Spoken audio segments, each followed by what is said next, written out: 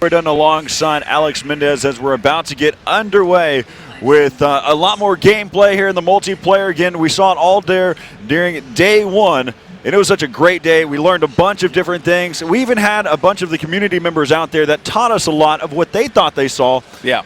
They are great at speculating. Oh, yeah, without a doubt. I mean, the Battlefield 4 community, the Battlefield community as a whole definitely was amazing. And they want to see gameplay. They want gameplay. They want gameplay? And we're going to give them some Let's give them gameplay right now. Let's go ahead and hop straight into this first one. Again, we have 64 players that have been joining us here in the exhibition area all throughout the event long. There were 16 different sessions that we have going on. Every single one of them were sold out in 40 minutes. It was just really quick. That's over 1,000 players. Wow. 1,000 passes were already given out. They were just shelling them out, and it was gone in 40 minutes. That's crazy. That really is awesome. So we're going to be jumping into the game in just a little bit here. We have a game in progress right now. But today is going to bring some more action as well as what we saw from yesterday. We're going to have people up here talking about the game. We're going to do some interviews. We're also just going to watch some gameplay, cast over it, and of course enjoy the awesome spectator mode from Battlefield 4. Right, and we also have some of those speculations that you've been kind of wondering about, some of the questions that you want answered. We'll be able to answer those for you. We have the chance to be able to talk to all of the different developers, even kind of get some insight of what's actually happening. So let's go ahead and take a look at the game right now. Yeah, the thing that I also am so excited about here, Corey, is that the Battlefield community, they pretty much dissected every single detail. You guys see the free cam here for the spectator mode. And of course, pre-alpha gameplay, just so you guys are aware, this is not, final by any means. So there's a lot of things that could change, and DICE is listening to what you guys are saying out there in the community. Yeah, so let's, again, just kind of taking a look around here. Of course, we're on Siege of Shanghai. Of course, a lot of the community members are already just calling it Siege at this point. So we take a look at it. You can see out in the open. For those of you that didn't get the chance to watch all day during day one, the way that the teams are split up in spectator mode, on the U.S. side, they're identified by the blue icons, and on the Chinese side, they're identified by the orange icons. Of course, that's only representational here for Siege of Shanghai. That may change depending on what the maps are. I mean, just again, this is wanted to give you the idea while you're watching the spectator side. And when we hop into a first-person view, you're accustomed to the fact that you should be shooting at the orange or shooting at the red. But in this case, depending on what team you're shooting at, what team you're on, you're going to be shooting at the opposition, which will be the other color. So hopefully I didn't confuse you too far, but again, Chinese orange, the U.S. blue. Yep, and as you can see, we're actually following an alpha squad right now that is going to be pushing their way right around here. I like what I'm seeing. Good coordination. Oh, man, if they are going to get picked off, you can actually see the CN players, the red players. Look how close he is. Ooh, yeah, look at that. He ended up getting picked up real quick on that one, and I believe that this is going to be the D territory, the D flag, if I'm correct. I think this one right here is the E flag here, at this point, because this is the end of the horseshoe of here on Siege. Yes. Great teamwork, though. You saw how all of the infantrymen worked around towards the outside and was able to clean house there inside of E. They were quickly able to pick up that flag. Yeah, and let's actually take a look at the tabletop, and just so you guys who didn't join us yesterday can see this awesome feature here. The tabletop gives you the overhead. It tells you what is going on, who is using a tank, who is using aircraft, all that good stuff, and of course who has the territories. You can see that we're still following the action on the bottom left of your screen, so that's pretty cool as well. And and what I'm looking at here, it is kind of crazy. I mean, C is into control right now of the red team, the CN squad, and they are losing quite a lot here, despite them. They're getting their booty smacked a little bit, unfortunately, by the U.S. team. Yeah, so as you can I'll allow it just for this one time. And also, for those of you that, again, haven't been able to check out Reddit in a while and haven't been on any of your social media accounts, one of the things to kind of note is in the commander mode, there's different points that you can kind of take advantage of. So if your teammates pick up the B flag, then that allows the offensive weaponry there for the commander to have a tomahawk. Same thing comes into play there for the C flag. That gives the accessibility to the gunship. And then for the D flag, it allows for an infantry scan, which is actually pretty useful at some points. As right now you can see that for this alpha member right here, his commander has said we need to attack that B point. Yep, and they are going to be focusing their attention on it. And I really like this tank use here. I mean, you know, what we are looking at, and I did see some people on Reddit and as well as on my Twitter timeline saying, like, you know, take a look at some more squads. But, you know, the thing is that a lot of the tank play we've been seeing here has been quite impressive. And it's actually really cool to see community members who are here at E3 come through, and the first thing they do, they go for a tank. You know, they're not out there trying to snipe or anything. Oh! Man, was that that actually hurt that tank real bad. That was Alpha 17 who's getting pegged there. He's going to need to repair. Oh, wow. He hopped out of a tank and where his cover fire was at, and then was exposed down in the open and got taken down. Now we're back over here with Alpha 20, who's trying to go across that iron bar. That's not going to work out for him. He's a rebel, plain and simple. But yeah, and let's see actually, and the cool part as well about that tabletop perspective that we were talking about earlier was you can click on anyone that you want. And then be able to make your way over there. So that, you know, we'll show that a little bit later as well. But yeah, it seems like there's one player here. This is going to be Alpha 9. He's trekking his way across his base and wants to push on over to C and see if they can, you know, get to D and get that control. Yeah, you can see down at the bottom, he's a support class. He's got the ammo supply there, and so he'll take advantage of this. This is something that I learned earlier today, though. You know, there's been questions about the fact that there's a small pack and a medium pack. What exactly does that have to offer whenever we're talking for the ammo packs and also for the health packs? We saw two different types of variations, a small version, a medium version of it. Yeah. And if you played any Battlefield 3, whenever you were a medic or working support and you were tossing out ammo, there would be this big bag that would be sitting on the ground, and you just go, okay, all right, everybody huddle around the big bag, and you know, everything will be replenished, whether that's health or ammo. But really, one of the cool things is that small medic pack or the small ammo pack. And what that is, it allows me to slap it on your back. If you're hurting right now, I can sit there and slap a health pack on you, a small health pack on you, and it will regen while you go over there to the other side of the EA booth. Wow. That's pretty cool. But only in Battlefield, not real life. Oh, okay, not real. It's like, well, guys, so we are going to be right back with some more, you know, Battlefield 4 action here at E3 2013. Of course, I'm Alex Mendez. This is Corey Dunn. Don't go anywhere. After this quick break, we're going to have some more action, some more attendees enjoying the game. So don't go anywhere. It's Battlefield. You shouldn't actually go anywhere, period. Talk to you guys in a few.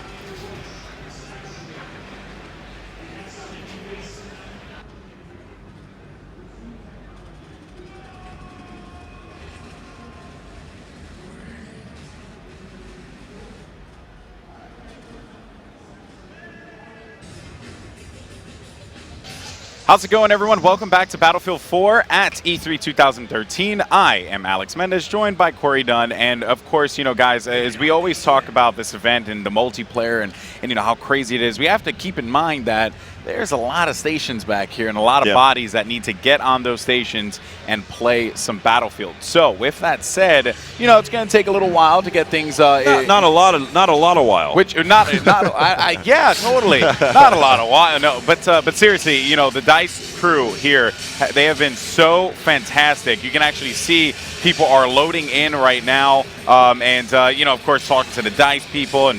I guess, you know, learning about it. So the way this works here, for those of you that are here at the E3 area, I mean, one of the things that you might see is there's a briefing station. So first there's a queue, which the queue is only there for those that are going to be coming by the station later on. I mean, it's already been designated. They have a battle pass that allows them to continue to walk around, and then they have a designated time to be back. So then they kind of wait in queue to be briefed. And then right behind this, behind all the gaming stations, is a briefing room that allows them to be completely informed. So you see a little bit more of an educated gameplay. So they're not just trying to hop in, figure out what their key bindings are supposed to be. They just go directly into the gameplay, and they just have a ball. I mean, of course, you saw a lot of different types of images that were out there that were taken from this exact area. Yeah. And so taking the time. You don't have to worry about them trying to figure out any of the key bindings, figure out how to actually use any of the vehicles.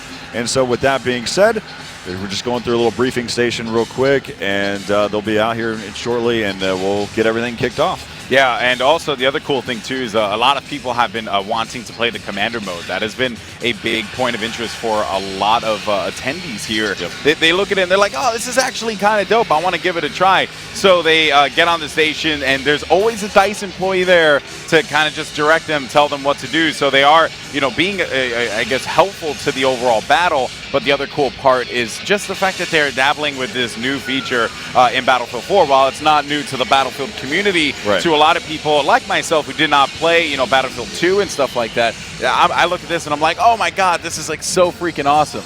Well, it's kind of been a great experience so far. I especially look forward to having the chance to play it myself going into whenever the Battlefield 4 release is. If you haven't done it yet, make sure that you go ahead and head over to Amazon.com and pre-order your Battlefield 4 copy right now.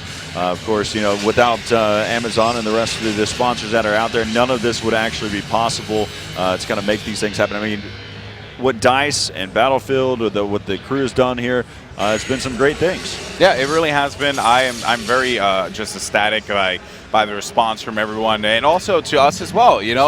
Battlefield community was actually pretty awesome when it came to you and I. Thank you. Much love to our Battlefield_4. That is the Reddit that I've been hitting up a lot there, and it's been pretty great. Also, if you haven't had a chance to follow Battlefield on Twitter, please do so at Battlefield, and you can go to Facebook /Battlefield, Facebook.com/Battlefield, and check all that stuff out, because they're always, one thing I really like about this and the time that we've spent working with EA and DICE is how social and engaged they are. Guys, this isn't just market speak here. This is like true to form. Like I'm not one of those people that just want to sell something to you. They're really, really cool people that are just so into what they're putting out there. They truly want to make the greatest game possible. I actually think it's one of the first pages on Facebook that I've actually liked, that I've just delivering content to me all the time. And that's one of the things that I actually utilize. As some of the different types of information. Those 3 video clips that you saw with the land, air, and sea that came out, those 4-second clips, I wouldn't have seen that without the Facebook page. Oh, wow. Yeah, and also, YouTube as well. There's a lot of great YouTubers out there that make great Battlefield content. For one, I've been good friends with the guys in Pixel Enemy for quite some time now. They kind of got me in the swing of things with Battlefield. Yep. So I was really into that. Daskro as well, who we had here yesterday, talking a little bit about it. I think Level Cap is in the house, and he's going to come through and talk. I love watching Level Cap's videos. He is a really, really good Battlefield PC player. So there's a great community behind what is going on here. A lot of awesome moving parts that make this this experience a possibility. And so again, we just want to thank you guys for welcoming us into your community. Now we are waiting for the players to kind of fold in. You can see right behind stuff, us that they were still trying to fill in behind us. They're getting briefed. The doors are open at this point, so they will be filling in here in just a moment. So let's go ahead and kind of take a moment here and talk about some of the different things that we saw yesterday. Yeah. One of which, of course, would be the fact that we had the pillars that we were talking about with the skyscraper. A lot of the main things that we saw during the EA press conference, some of the tank play, the fact that you could sprint swim, that was a big plus. Sprint swim. The ability, the fact that you can actually dive underwater and sit there and you could work along, underneath the water, and you also sprint swim under the water. Yeah. So those are different aspects that were involved there. Also, the fact whenever you eject from an amphibious vehicle, you'll hop onto a jet ski and be able to bounce out so you can get away quickly. There's a lot of big pluses that were involved there. I mean, basically what they've done with the amphibious vehicles now, it's like a tank on water. Yeah, and one of my favorite things that DICE has done is kept the speed going. You know what I mean? That certainly has been pretty cool. They kept the pace of action flowing. So like you said, with the jet ski, when you board out of the amphibious vehicle, you then are able to go into a jet ski, and that keeps things moving. You're not just swimming. And then the other cool thing that I like is now that you can actually shoot your pistol in the water. Yeah, that's as so well. cool. You had made a joke about it. You're like, it's the first to the ladder or something. Yeah, so it's like it's as if in all the other variations of Battlefield, whenever you're sitting there stuck in the water and someone else is also in the water, your opponent's right there with you, you're basically sitting ducks kind of looking at it and go, where's the ladder? There it is, let's go.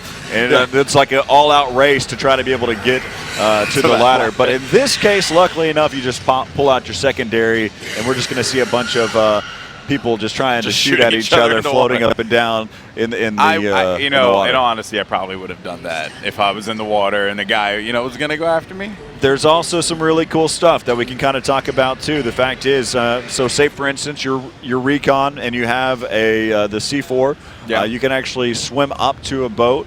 And you can stick it right there on the side of the boat and then actually use it just as you would onto a tank. That's awesome. So now there's like no real reason for you not to be able to stop a tank if you're just or a boat if you're just one person. You can go in, dive in, and just slap it. And there we go. So you can see the players are not going to be folding into the red side. Is the CN side, the Chinese Bravo squad? That is that area there. The blue is on the other side. That is the Alpha US players, and everyone's getting ready to go. They're briefed. They have their Astro A40s right around their ears. They're making their choice between whether they want to use the Razer keyboard and mouse or the Xbox One controller. You can see it's really been 50-50. Yeah, it has been. For me, it's no question for me. I pick up the Xbox controller. There's no question for me. I definitely pick up a mouse. He goes for the controller. Wow. No, PC elitists. Yeah, I know. This guy's like all master race and stuff. It's like so weird. It's an awkward conversation we have from time to time. It's okay though. No, but one thing just digging me a hole and throwing me in. You're so elitist. No, well, one of my favorite things is that they are. One thing that I'm very excited about, I should say, because I have a lot of favorites, is that the option to use an Xbox controller and a keyboard and mouse is great because I know that there are a lot of people out there that are just not good with a keyboard and mouse. I am one of those people. I know how to play. I'm not the greatest with it. And just to be here at E3 and say, I'm going to go ahead and use this Xbox controller. It works out well. Shooting-wise, I'm probably going to get beat by a dude with a keyboard and mouse. But when I'm using my tank or when I'm flying a chopper or driving a vehicle, I really do like to use a controller a lot more than a keyboard and mouse. There's different things that they're advantageous whenever you're using a controller for any of these types of vehicles that are out there. I mean, especially whenever you're cruising around in a Jeep and all that works out for you. So right now, it looks like they've started to fill in. Game looks like it's live and ready to go now. So whenever we're ready, we can hop directly into the game and start talking about exactly what's happening. There is one other thing that I would like to bring up too as we hop directly into the game here. Again, just watching some exhibition matches. Make sure that you post on any of the social fear, I'm going to call it from here on out. Social fear. I mean, that's a good one. I like it. And so that way we can sit there and kind of get updated on any questions that you have. It's nice little back to come around towards the backside here from the Alpha 17. Picked up one, but he does get dropped quickly after. Yeah, and just so you guys know, when it switches right away, when it has that quick switch, that means that the player was taken out. So that is what the spectator mode is telling you. There's no death cam. There's no death animation. At this point, but because it's still very early in this time. Oh, the spectator mode, you had Daniel Petros, I believe his name was, up here the other day, and he was talking about it. And they're very ambitious with it. They know that there's a lot of cool things that they can do with this, and they certainly are looking at all options. It wasn't there in time to be able to help out his teammate. Should have probably gotten out of the tank. This may not be working out too well in his favor. Yeah. All right, so look at this. See, just as we were talking about before with that shooting. Oh, that's just mean. He got him with the pistol. See? Look at that. So you saw some of the water dynamics as well. I mean, so one of the cool things too, so whenever the skyscraper falls, it creates some massive waves in the water, and all of the boats and everything are actually impacted by it as well. So you see them kind of bob up and down. As we take a look, you kind of get the aerial view utilizing the free cam from the spectator mode here over Metro.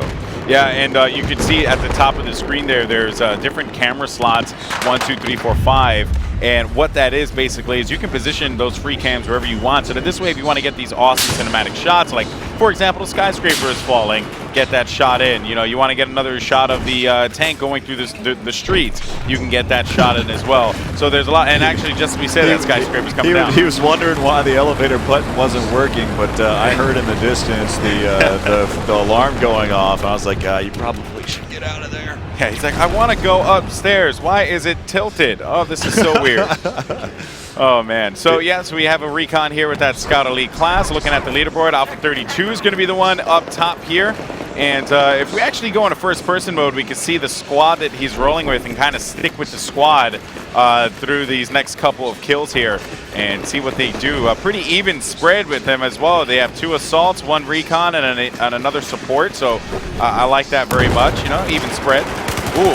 They even have the commander that's in their squad there. Now, as you take a look, he is going to get taken down. Back over here with Alpha 26 here inside of the tank here, strolling around. Of course, that's the Type 99. And his teammates ended up getting picked off there, his squad members, so that's unfortunate. But you know what, though? He can really cause some damage here if he's smart with his movements. You know, and if we actually take a look at the tabletop perspective, and see where the flow of action is. So look at all of them just flooding the sea. Let's get a free cam view of where C is.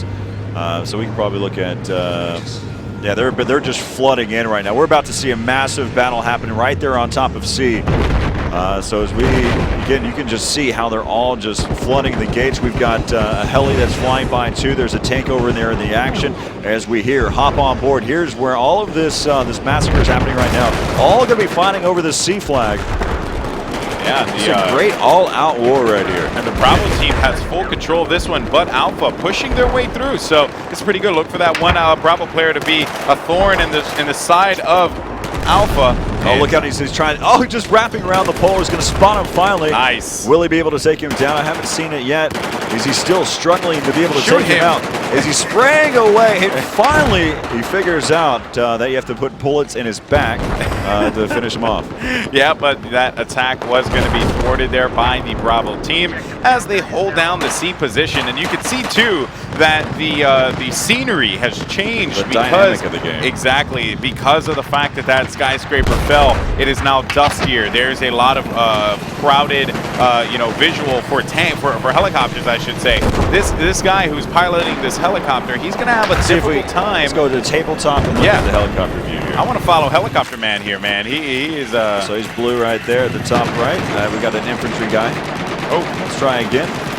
And you can actually see Tomahawk missiles so coming he's out through in the water right now. There we go. So now we're back on board here. You can kind of take a look here. So we're here with Alpha 27, who you can see that they're having a fun time now. Yeah, that kind of looks like me flying the helicopter right now. Spots one. The gunner's trying to help him out and spraying away. So they were able to pick up at least one of them. Oh, God. Uh-oh. I don't think you're supposed to tilt that much as he's trying to adjust here. I wonder if the 2 guys that are in there, they're just like, come on, keep it steady. Oh, man. Yeah, the gunner in there is going, There we go. Okay, lined up. Sick. There we go. Missiles coming down, but not able to connect with anything there. Can't take anyone out on that, but you can see the visibility is going to be see this. Different. I'm pretty impressed. When he's flying out in the open, he's having a tough time. Yeah, it's when he's in between all of the buildings that he's a great pilot, but then when he's out in the middle of the sea, he's like, I'm just gonna flip this copter upside down. That makes sense. Yeah, so we're having a fun time here watching some of the helis here. There we go. There's some nice little shots that are being popped there. Gunner's really not helping out too much. Yeah, and they are managing to stay alive, the Bravo squad. So, we can switch around now. Is that a missile? Oh, I saw a missile zoom on by. All right, well, let's see what's up at the tabletop. Once again, this perspective gives us a good idea. Tomahawks are coming down near C as the Alpha squad is going to be able to maintain control of C now. They get control of B as well as C, which gives them a gunship, the AC-130 gunship, which actually we see it right now in the sky. You can see the AC-130 right in there. You go, right there. Bravo 11, as a matter of fact. And again, because of the fact that that skyscraper fell down, visibility is very, very poor right now. It's difficult to see. You can look over there towards that picture-in-picture. One of the other things to note, probably what you're questioning, well, if I'm in the gunship, can I parachute out? Yes, you can. You can. So you can get out of the gunship. You could, while you're in the gunship, if you're saying, okay, I've had enough fun, I'm just going to parachute down. So right now it could parachute over that E point. As still watching the picture-in-picture over there, you can see that the heli's working over there, but now back over towards that D flag over there towards the arcade. There's one thing I like seeing, it's tank action. As Alpha 29, he has 16 kills, no deaths. This guy is tearing it apart with his M1 Abrams. What a player here. We should have been following this chap the entire time. He's getting a bunch of kills. His teammates are going to be there for the support. Pressure coming from the right side. You can see that the spray from that turret is going to be able to easily take care of Bravo 1 and the Alpha Squad getting control of D. So that is going to give them, if I'm correct, B, C, and D, which they pretty much have all the commander features. If their commander's paying attention, they can very well create a lot of problems for Bravo Squad. Yeah, so they've got A through D at this point. A through D. And they're working on E right now. Oh man, the pressure. And he's just going to try to be able to work his way around towards this outside area. He's going to spawn 2 here in just a moment, but there's a lot more to worry about than just those 2. He doesn't need to get himself caught into a situation where he can't navigate through quickly, as he's just spraying away now. He's picked up 19 kills all on his own right now, still spraying here. Look He's at picked up this. another one, sitting at 20 kills at this point. The infantry has actually come from the other side to be able to help him out, just kind of dominating over here towards the E flag. And this game is just all U.S. right here, as they're starting to spawn over there towards the Chinese main spawn area. And yeah, they're trying to figure out whatever they can do, trying to pick back up this point right now. Yeah, now, and also a lot of you guys are wondering, yeah, but you know, again, we're in spectator mode, so we see everything, right? So the fact that he is doing this well with his limited visibility is actually quite impressive. He is just picking off players left and right. He's able to take care of them with ease. He does find a player to his left, deciding I'm not going to go for that. He's going to have to run away because he is getting hit by a tank, I believe. That was going to be, yeah, there is an enemy tank on that street. And man, as you can see, we were just like totally ingrained within it. It was definitely really cool to watch. I love watching tank gameplay. There you can actually see we're hopping back right in. The tank fight is going to be going down right now. Oh no, 2 tanks here. Alpha 29 has to get away. He's not going to have a lot of health left. He only has 4, and I don't know if he can do it. Oh man. 22-1. He goes for a 22 kill streak right there. You got to be proud of yourself. He's feeling pretty good right now. As you take a look, you can see they're going to start to work over here. Free cam. Back. B over there. I apologize. That's over towards D. Yeah, and they have been able to get the control back again, the Bravo squad here. And, you know, good use of tanks. Obviously, you want to make sure that you're using at all times effectively. And they, you know, the Alpha squad certainly was taking advantage of it. They did have numbers, but they just didn't have enough support. That one tank couldn't do it all. And now, just as we're saying that about Alpha 29, the Bravo squad, they're going to be making their way across bridge as we make our way across the map to the other side here and see what is going down with these 2 teams. Let's find some infantry players here as slow motion. All right, well, yeah, let's actually see what's up in the tabletop and then hop on board with some first-person action, first-person true action. You can see the picture-in-picture there, some gunplay, and also see this lone gunman that's right there by himself over there towards B, in between B and A. There's one a Bravo Chinese guy. player that's just hanging out by himself on the far left side. Man, that Tomahawk is going to go down right by E. That is certainly not going to be very good there, and it is not going to hit anyone at the very least, so they're able to avoid that one. But yeah, I can't believe there's 2 players there. Actually, there's another one. Let's actually see if we can get to that action by in between B and A, where there's a player, there's a lone Bravo player there. Alpha 21 is going to get into this gunfight here. He's right around the corner. Yeah, and he's going to go for the chase, and he might be able to take him out. So if you one of the things right there, you can see that he's just kind of unleashing. He's only got 16 and is able to switch back over to another weapon. And for those of you that are able to play the math game and you've already realized in your bottom bottom right hand side of your screen where the ammo count is, you may have noticed that how the ammo clips, it's based off of ammo clips and not based off of ammo count. And so what you're seeing is every time that they reload, it doesn't add on. So if you're losing a full clip, not just the ammo that's there. So Yeah, so that is something that is in this build. Obviously, it's within hardcore mode. Yeah, it's hardcore mode. So that is what they have. We're not in hardcore mode for those of you that. So it's a feature of hardcore mode. Okay. But we're not playing hardcore. Okay, that's understandable. So what are we looking at here? We actually Alpha 29 once again, the player that was on the crazy spree, and he is perched up on top of this. Top of this balcony here, trying to get some shots. He's going to go across bridge and see, if he can get a better angle here from the top bridge. He actually does. He finds a couple of players, but he is going to get picked off. Overly exposed at that point. Yeah, way too risky. Once you get spotted, you can't. You have to basically duck and cover and wait until you get to a point where you're not spotted, where they have no clue where you're at. As right now you can see over there towards that D flag, they're still holding it down. Yeah, they're maintaining the position here at D, which is great. They have the tank here for control, so they know that they're not going to have to worry too much about anyone contesting them in this spot. They have enough infantry soldiers as well, at the very least, to push out, and it is still a relatively close game. And actually seeing the counter there. Well, actually, I looked earlier, and I guess I'm wrong now. It is 421 to 359 in that count, with the control going for of all the flags going in favor of the U.S. team, which is quite surprising. So what we've seen so far throughout this game, just pretty dominant side for the Chinese, but currently finally the U.S. trying to battle back right now. As here comes the tank just strolling across there, picks up one. Yep, just cycling through players and all that stuff, trying to get like the lay of the land, see what's going on here. C and D is going to be going to the Chinese squad, as the U.S. squad will have A, B, and E. So they're only going to have one tactical advantage, one commander advantage, and I believe that is going to be the UAV that they have, because they have B control. They do not have the gunship nor the Tomahawk. So I could be wrong though, but the cool part is that, you could fiddle around with all these different things. And we spoke about it yesterday as well, Corey, that this is not all, like, for Siege of Shanghai or just Siege, this particular map, what the benefits and rewards that you get from this map is for this map only. We haven't seen other maps yet, and we won't today, but just rest assured that there's going to be plenty of variety in what you can get thanks to through commander mode. So lots of cool stuff down the line without a doubt. As Alpha 14 now, so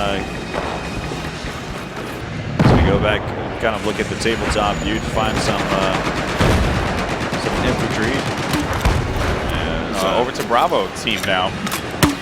It's a close game right now. As you can see there over there towards the scoreboard, 334. We're all tied up right now. Wow, I didn't even notice that. That's actually pretty crazy. So, and again, guys, just to clear it up for everyone, you saw that the Bravo player was shooting blue. That is because in spectator mode, that is what we're seeing. But I know at the bottom left, it might be a little bit confusing. Again, it's not pre. Oh, I think I just got ran over. It's it's pre-alpha, so there's a lot of cool things that they're going to be putting out there in the future. So just to clear up some stuff, because I know people are going to go on Reddit and stuff like that and say like, I'm confused. Why is this happening? I am lost. And that's what I assume that the person that's complaining sounds like. Because so the Battlefield community really hasn't had the chance to see a spectator mode in a long time. And you watch what's possible here right in these early stages. And so we'll see some different types of variations. Right now we're on the U.S. squad, or the U.S. side. And so we'll see them shooting at the orange icons now. Yeah, this is going to be pretty interesting here. He's shooting at his teammate right now, just for those of you yeah, he was shooting at his teammate, like legitimately. It's like, no wonder it's confusing. Yeah, right? Because people are just shooting at their teammates. Oh, man. All right, well, it seems like this Alpha squad here is going to be pushing their way over to the C flag and try and like take this over and assist their teammates here. They do have control. There is going to be an AC-130 above them, though, so they have to be very cautious about that one, not to be caught out in the open. AC-130. Huh? It is not. There is an AC-130, but it's the Chinese AC-130. So they have to be just cautious. because they had the C flag prior, and then they utilized it shortly after. Yeah, commander mode's going to add so much to the competitive aspect of Battlefield, just in Battlefield as a whole. You saw in the video before this game that one of the guys from DICE was talking about how cool commander mode is, and how you can use it on your tablet. It certainly is going to be one of those things that I'm really excited to get my hands on and sink my teeth into, because there is a lot of potential there for me to be the greatest commander of them all. Hopping on board here with one of the gunners here on this transport helicopter. Below, those who are questioning how many players can you fit into a transport helicopter, it's still 5. That's including the pilot.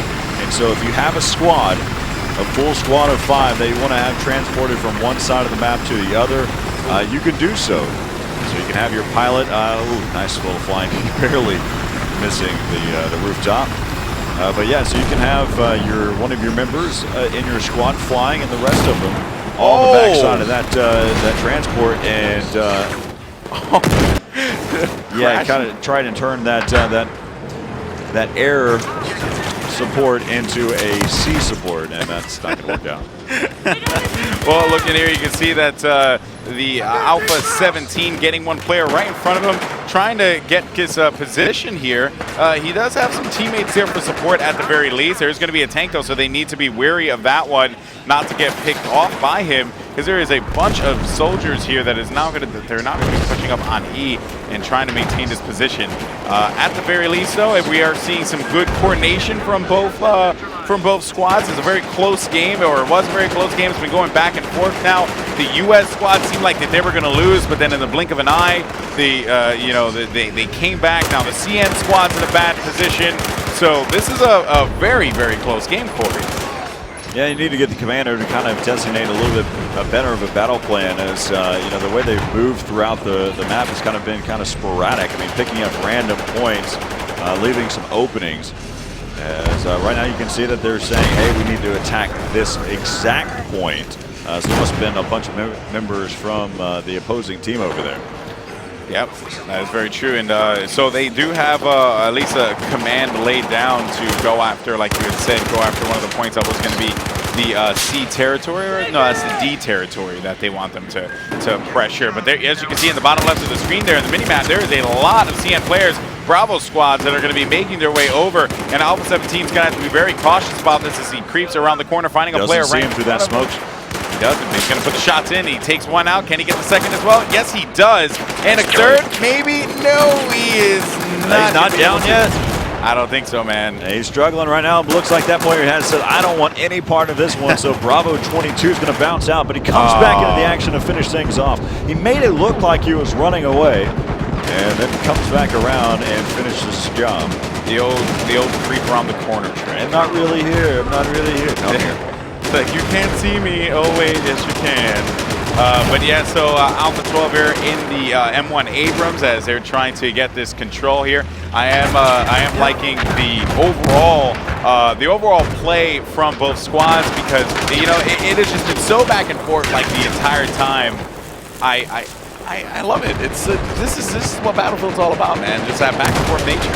So let's go back to the tabletop view for a moment, as we can see exactly what the score is, where we're sitting at. So 236, 123. The way that these guys have been playing throughout this whole game, and of course, you can see what we're seeing. We can see ourselves seeing what we see. But this whole game has been great. Just the way that they've kind of went back and forth. That was a great call by the commander earlier, saying to attack a point where a lot of the Chinese players were at, and made some things happen there. Right now you've got a helicopter, though, there on the base side over by D, and he's causing a ruckus over there in between D and E. And so he's going back and forth. Let's go ahead and hop into a first-person view of this angle here. Oh yeah, without a doubt, this is going to be some exciting play here as we're looking at Alpha 27 now inside of that helicopter, and like you said, just causing a ruckus, creating problems, being a nuisance here, and keeping them back, right? So they have them kicked. Now they've got to keep them down. So they're kicking them while they're down, is what I'm basically trying to get at. And they very well can, especially with some great air control from this helicopter pilot here. And I know that there are a lot of people who are watching that are fans of flying and all that stuff. They've been wanting to see more helicopter play, so here you go. This is helicopter play at its finest right now. Ooh. Well, let's see how well he can be able to control this one. He's hasn't been hit yet. Staying alive. Staying alive. Ha ha ha. That was a yesterday joke. That was a yesterday joke? Oh, yeah. Come on, Corey. You're killing me here. You're killing me. You got to keep him fresh. Oh, if he makes this slide through. Oh, can he be able to survive? No. As he was trying to. That would have been like the coolest thing ever. He tried to thread the needle, but poked himself in the thumb. That was a good one. Okay. All right. Kudos. Yeah, pro, bro. That was a good one. You are very good at you just blow me away sometimes. All right. So again, the U.S. side has been dominating in this latter part of the game, but of course, keeping it within 110 ticks is actually pretty good. But this game is winding down. Yeah, for sure. Alpha 27 here has that,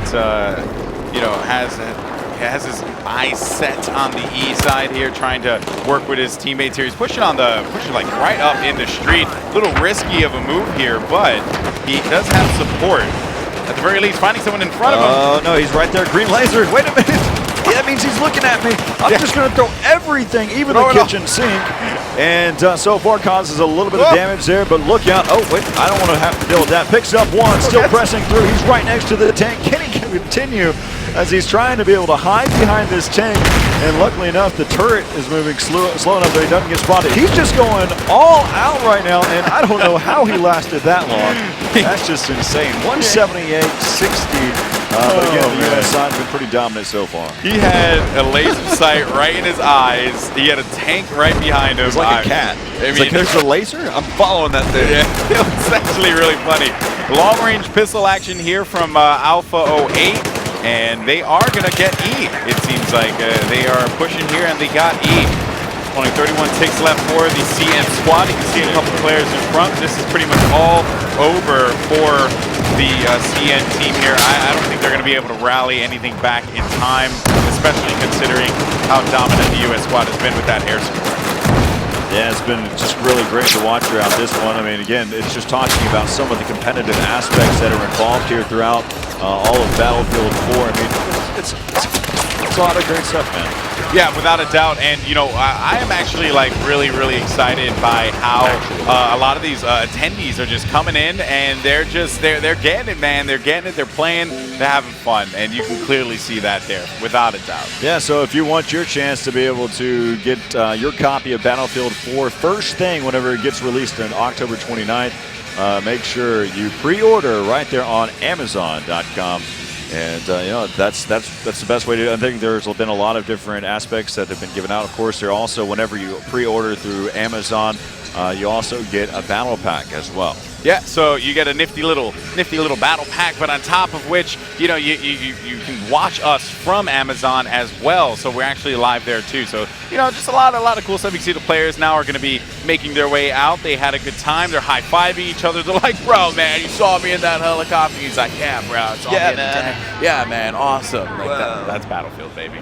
Love it. We've got more gameplay as we wait for our next crew of 64 and 2 new commanders as well. So we've got to give them the chance to become educated and get briefed before they head in here to the venue area and just get all set up. But as soon as we have gameplay, we'll bring it right to you. Again, we're just waiting for the players to get set up, so stick around. We'll be right back after the break.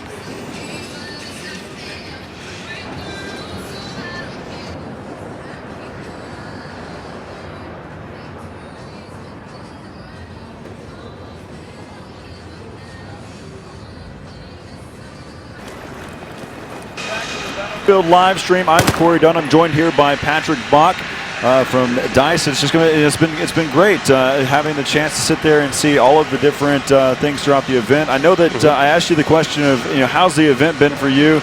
You've been busy. Yes. You've been very busy. Yeah, I've been in interviews all day. You know, everyone wants to talk about the game. So I haven't really been around on the show floor yet. I try to, you know, when I have time over, I go to this booth, you know, to see all the fans playing Battlefield. So it's quite impressive. One of the things that I think is really, really cool too is that not only are the players just trying to hop into the game, but they're also trying to educate themselves right out of the bat, trying to get that early start on others, and also those that are kind of pulling they're taking screenshots, they're taking information, and they're sending it out and saying, hey, check this out, this is great, these are the new additions. Some of those new additions that I think is great. Of course, Levolution, that being implemented is not just a kind of an environment change, it also changes the metagame, the dynamic of the game, and I think those are huge pluses. What are some of those, for those that are just tuning in for the first time here in day 2, I didn't have the chance to watch day 1, what are some of those different things that we can see there with dealing with Levolution? I think, Levolution is a concept that encompasses everything about the how the map lays out. We want to create an environment that is extremely dynamic, both when it comes to the second action of the players, where you can shoot fire extinguishers to hide in the smoke screen. You have like alarms going off when you jump onto a car, for instance. You can hear where the enemy are in the environment. We have bigger things like the classic destruction of walls and smaller structures, and then of course you have the big skyscraper on this map that you can actually take down, and then after that has happened, after that event, you actually create a big dust cloud that covers the entire map, that creates a new environment for all the players on the map, especially for people like helicopter pilots that have a very short view distance, and snipers that all of a sudden it's not as effective.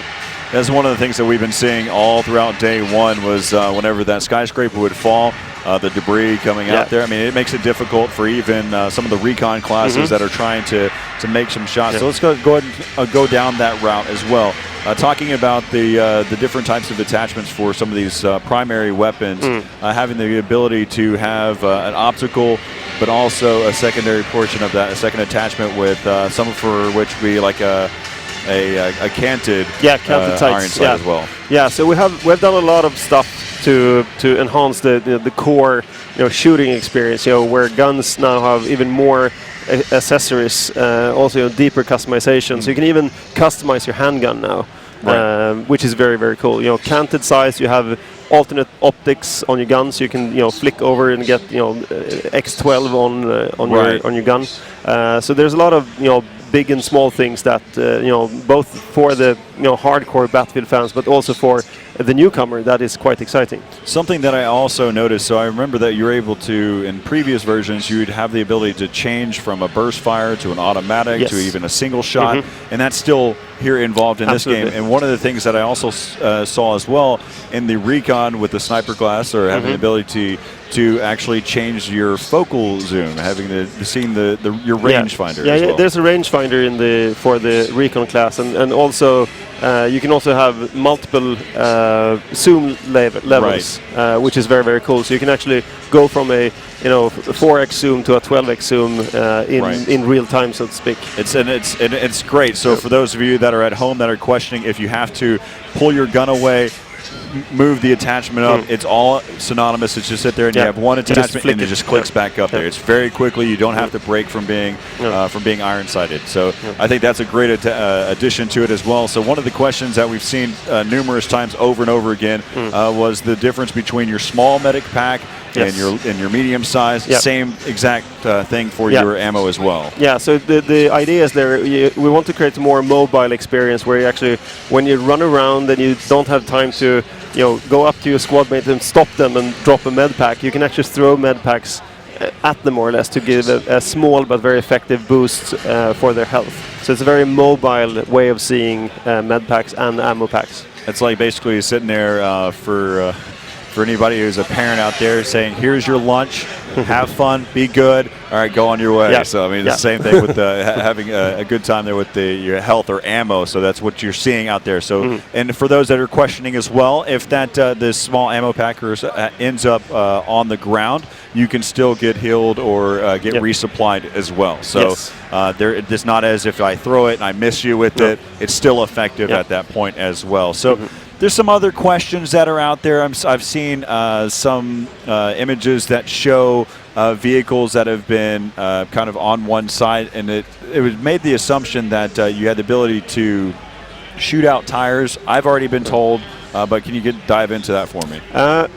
We don't have shooting tires in the game. No, we talked about that quite a lot. We have the ability to demobilize vehicles that we introduced in BF3, which we're still tweaking and tuning because we think it's a great addition to the game. So that's kind of partial partially what you're doing if you take out the tires, but this is a more of a systematic way of doing it, so you can do it for all vehicles, even treaded vehicles.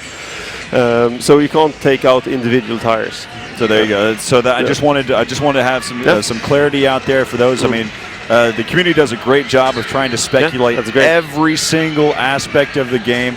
I was even looking at some of the things that are out there saying at 1.05.2, this is what I saw on the bottom right-hand side that stated this. But in all reality, they just do a great job of trying to assume everything that they can. I think that's great. That's exactly what we were hoping for, because we can only go out with so much information in an interview or in the live environment on the EA press conference, for instance. You can only show so much. So we wanted people to be able to dissect the game during this live stream. Doing a great job of it. Because there's so many things in the game that we have changed that we can't really list and talk about in a fast way.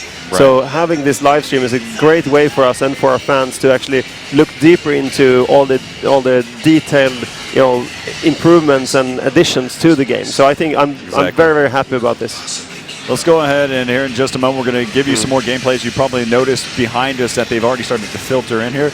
And so as we go ahead and hop into the game here, so one of the things too, I mean, you're right. The idea behind having just one person try to answer all the different types of questions, even for Alex Mendez and myself, while we're watching these games happen, I mean, I'm trying to digest every single bit of information that's on the screen. I'm trying to even speculate as much as possible, but the many is better than the few in this type of scenario where you have millions of people watching. We've seen the viewer counts that are out there too. So no, I think it's Battlefield has always been a game with great depth, so it's really hard for people to grasp it in the first couple of minutes. You can see the core, you understand the world, you understand what it's supposed to do, and then you can explore that world and find depth in almost every area of the game. If you're a pilot, you can find depth. If you like to play as a recon, there's infinite depth. There's so many things to do for each and individual class and individual focus area for the players. And I think that's one of the biggest strengths with Battlefield, that you can actually honestly use your personality to conquer the battlefield, and I think that's amazing. I think one of the other beautiful aspects is the squad side of things too. Whenever you sit there, I've watched numerous types of games. I've been at the casual level, at a very high competitive level, watching a bunch of different games, and the communication, both casual and competitive, are above and beyond any other games that I've watched. I mean, the fact that it's so educated and saying exactly where they're watching, what they're doing, how much ammo they have, the support behind each other is just great. The fact that you'll see variations in classes, you'll see a recon support, even have an engineer and assault all coming together and working together to get one type of goal. And that's just one of the beautiful things. Right here you can see some pop shots downrange here by Alpha 5. Yeah, I think the cool thing is that people want to work together. They see the benefit of working together. They get a lot of what happened? I think he finally killed him off there as he came in. So people find it very natural to work together, and you can see that actually deepens the game for everyone on the map. It's not only a game about you, it's a game about you and your team winning together, and that creates a very, very holistic feeling where you want your team to win rather than you want to shoot people personally. Right. And so some of the other aspects that we've seen, of course, before we, just like in Battlefield 3, you had the ability to set down a motion sensor and in your recon class, but also I've noticed that you have some motion balls that you can actually throw your motion sensor out there as well. So that's part of the mobility focus that we've had. I think they've done a great job with all of those features where you feel more mobile. You can throw things like med packs, motion sensors, etc., which empowers the players to get more intel about the enemies and the surrounding world. But also then having the ability for the commander to scan the whole area for a certain amount of time. Gives the whole team a benefit of this. And I think the cool thing here is that it works on a small and a big scale together. So it's not different games; it's actually the same game, and everyone is playing together. I think it's one of the great things too. Is that we're talking about multi-tier levels. I'm on the base tier, so for instance, here on Siege of Shanghai, I may be in the residential area, but I can toss up a small medic pack up to the second floor to my teammates when they need it most. They may be under gunfire from 2 different individuals. While I'm having to rush or back around to be able to get on the flank, I can at least give them some type of small med pack to be able to help them out through that process. And I think it's interesting to see when you give people the ability to help each other, they will actually start doing that. And I think that's a very, very powerful theme where people actually want to help. That's not something you see in every shooter today. Is there any other last little things that you want to kind of note that we really haven't dived down deep into? I think we've touched upon some really, really cool things. That's a nice shot. No, but it's interesting to see that the game at its core works really well, and I'm loving the fact that people, when they watch the live stream, that they pick up on all the nuances that we changed with the game. Things that you might not be able to sell the first time you see the game, but when you see it running live like this, you actually see all the small things that we changed as well. So you get the full range of improvements for Battlefield 4 compared to Battlefield 3, for instance. Because to us that's very important, that you don't only have these big things that you could argue it's like, oh, I don't care about those things, the hundreds hours that I'm spending in the game. So you want depth in all of the different small areas. Yeah, so it's been good. I mean, so what we've seen throughout. I mean, you're exactly right on the fact that when we listen, have the chance to actually listen to the community and get their input of what they see. It's just been great. I mean, also along the same time, whenever you have some type of speculation out there, then it allows more of maybe that might be a good feature to add into the game. Maybe we might, because I definitely know that DICE listens to every aspect, and I appreciate you hopping on here with me. We'll allow you to kind of relax for a moment in between all of your interviews that you've had so far. A pleasure having you on here, Patrick. Thank you very much. We'll get Alex back on here in just a moment. Again, we'll just continue to watch more gameplay. So stick around here watching the Battlefield 4 live stream.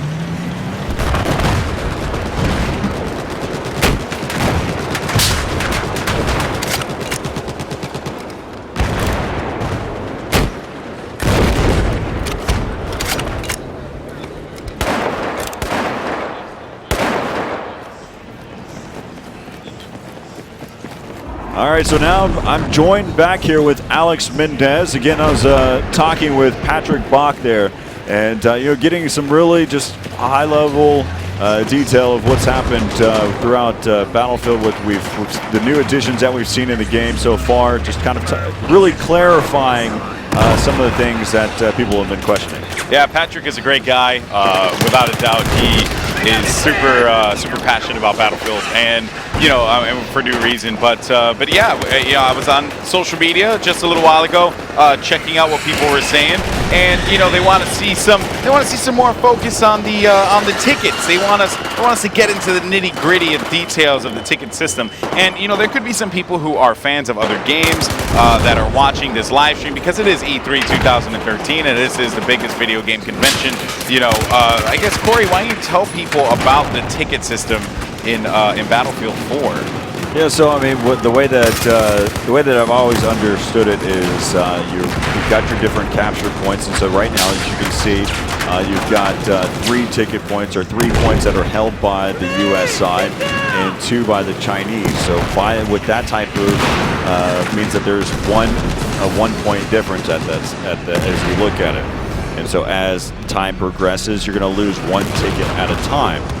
Some of the other things to note whenever you decide to suicide or decide to kind of take yourself out of the game so you can be redeployed, your team will also lose a ticket as well. So there's different variations of how you can kind of lose tickets earlier in the game. Yeah, and pretty much the entire purpose of the game is whoever's the first to lose their tickets, they lose. Yeah, whoever zeroed out first.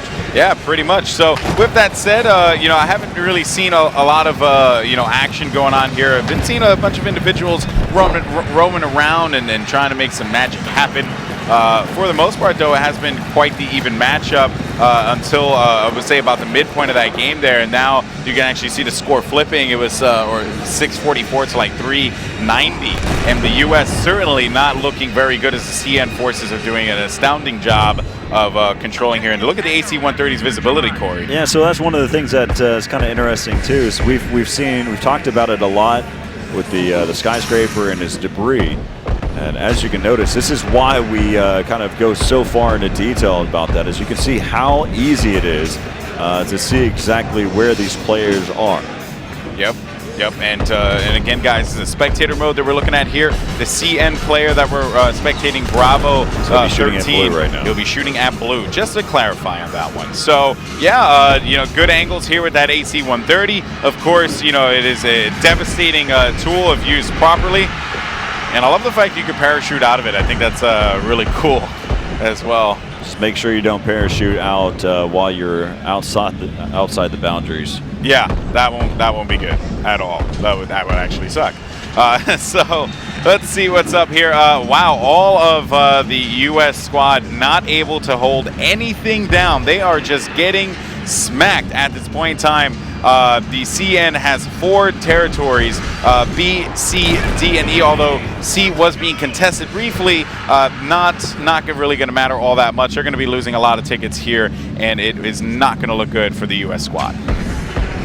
All right, as we continue to see, so right now we've got most of the action that's happening. It's probably going to happen over there towards the D area, as they're kind of got a helicopter that's kind of pushing in over there. You got a couple of scans that are happening for from the commander over there for that B flag. And so, yeah, still looks like they've been able to take over D right now. We're probably going to see some conflict happen here shortly in the B flag.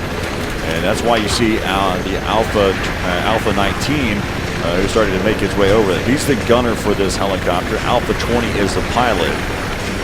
And looks like right now, as you can see just from this free cam angle, kind of taking a look right now. Skyscraper. You see some debris that's falling at this point. And the visuals are just absolutely shocking. That screen actually blue screens before it goes down. Yeah, and we'll see. Oh, and there it goes. There comes the skyscraper as it collapses. That means the C territory is going to be moving a little bit further into the water now because of that falling down. The blue screen actually is the blue screen of death. Yeah, as the skyscraper falls. That's pretty awesome. That is awesome. I didn't even notice that. It's the little things, man. It's the little things. The elevator music, the blue screen of death, the cat that's on the billboard. The cat that's on the billboard? Over by B, there's a cat that walks across the billboard. Really? Oh, that's pretty awesome. I did not notice that. Yeah, it's over between B and C by the bridge, but we don't have to go over there to it. Just take my word for it on this one. I will take your word for it. Appreciate that. I believe in you. So there's again some little bit more levolution right there. You saw that the fire hydrant has been exploded, so that's going to cause some visual blockage. Yeah, visual blockage. I'm going with that. Yeah, and I don't blame you. And look at this here, Bravo squad, man. They're going to be pushing up so aggressive on this C flag. They are going to contend it as well, or contest it, excuse me. And tank struggling to get over this ridge. Not the best idea, but let's zoom our way over to C now as we see all this action going down. Bravo players pushing their way through, a unit working together. It is always an awesome thing to see as they are going to continue to press on forward to C. No one will be there to contest it. There's probably 1 or 2 players here on C as a whole, but not enough to cause a problem for this well-positioned unit at this point in time. I thought we were watching a movie trailer for a second on that cinematic value. We're just kind of slowly following the infantry as they're pushing up, but as right now we can see they've kind of finally found this choke point. Ooh. Picks up 1. Kind of nice little exchange between the two. It's going to come down to this little quick 1 versus 1 here, and going back and forth. His teammates has been able to regroup with him, but they will be able to finish that last player off over there, and so they can probably continue to progress if they'd like to.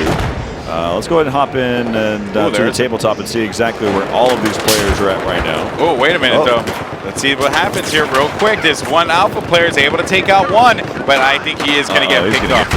Yep, and C now is going to go to the Bravo Is there a gunship right now, or is there a amphibious vehicle right now shooting in the water right now? There's something that, there's a tank across the way there.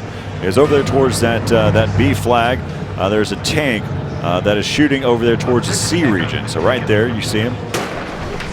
This tank right there is actually the one that's gunning over there towards that point. Wow. Also, there's actually 2 tanks, one further down the way that is also gunning as well. So they're basically trying to give a lot of gunfire there towards that point, trying to pick off numerous players to be able to help out their team. Again, we're on the Alpha side right now, so they should be shooting at the orange icons at this point. And so, yeah, you can see how they're all exposed, and they might be able to pick up another one. There goes one down, still spraying away. There goes another. And so they're just kind of picking them apart. Just great idea. Again, whenever that skyscraper falls, it changes the way that the land is. Yeah. And actually pushes it further out and making it more and more like a peninsula. Yeah, it changes the dynamic, the levolution, as you said before, Corey, that, that DICE has been very, I guess you could say, very creative in implementing the way that, something like a skyscraper falling. It's not aesthetics, man. Yeah, it's not aesthetics at all. This is stuff that legitimately affects the map, and you're seeing it right before your eyes as this unit of tanks is doing a good job of holding out C, but they need infantry to push into C to get that control, and they do have the means to do so. At least they can go across the water here. I think they could probably take, that fell in the water. That can't go. That's unfortunate. But yeah, you can actually see though that because of this, right, because of the building falling down, you can actually get on the water, swim across, a quicker swim, and then make your way into the C territory. That would be a big win for the Alpha squad. That's a huge plus for these guys. I mean, as we can see, again, this tank now struggling to get by that staircase on the left-hand side. Oh, and no! ends up in the water. Oh, no, let's go ahead and go back to the tabletop. Again, there's still some different types of things, different elements that they're working on here in this pre-alpha version of Battlefield 4. That's right, and C has been a very hot commodity at this point in time. And looking, oh, wait a minute, though, we do see an Alpha player just shooting him a grenade. That is just so mean. Shoot him! Oh, okay. He takes his dog tags instead. Yeah, that was actually pretty cool. All right, and now just as we were talking about it before, C was a very, very hot point of interest. Now it is going to be D that is taken here by the U.S. squad. 174 to 396. He's been spotted. He has been, and he needs to stay alive. A little bit of a jump back. He wins that gunfight. Still going to hold his position down at D, and I think that they are going to be able to get this one. But, Corey, the question is, are they out of the game? Is it too late? So that's one of the things that about Battlefield. We say it a lot in all the other games that we cover, that they're usually not out of it. Anything can happen. Well, really, this is the first. Really, we mean it this time.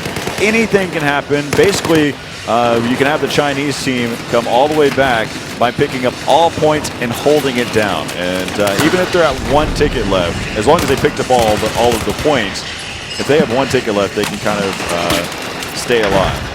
Yeah, well, that is, but that is a very tall order, though, Corey. A very difficult thing to do, especially in the chaos of Battlefield. It's impossible, but not impossible. Yeah, I agree with you on that one.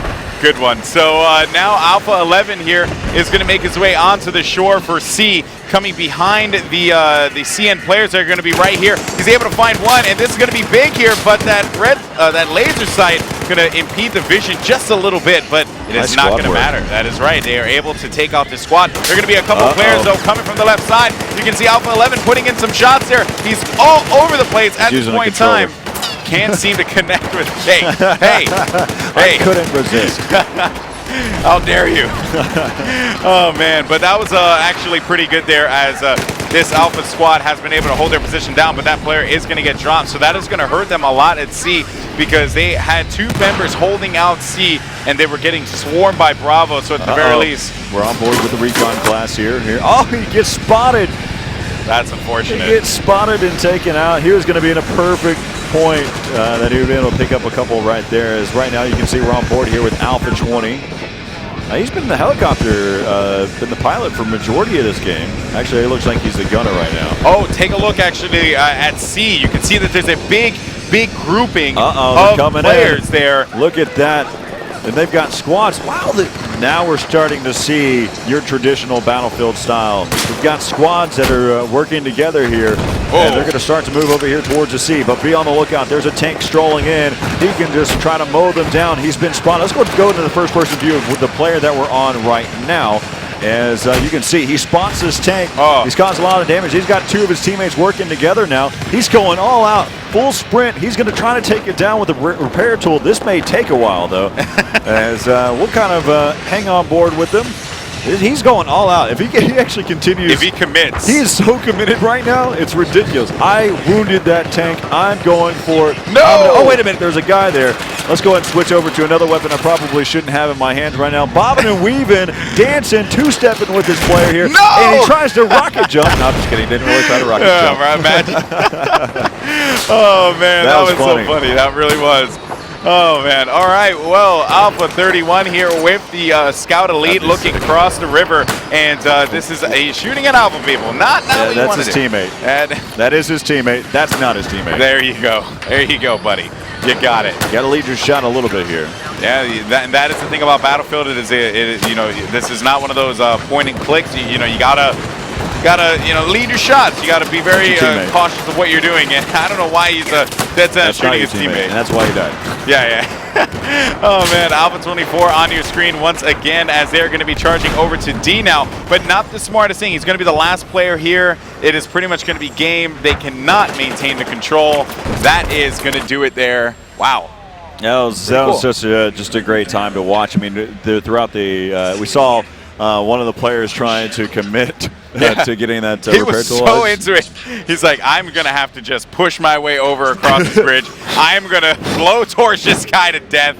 This is the plan. I want to meet that guy, man. He's a gutsy dude. He's an Olympian, Then man. he fought a guy with a rocket launcher. He brought a rocket launcher to a gunfight. Usually that would win, but we're both going down. Marjon, I don't even care. We're both going out of the picture. But we're going down with style. That is right. Well, that is going to do it for that game. But Corey, anything else that is going to be coming up here in a little bit?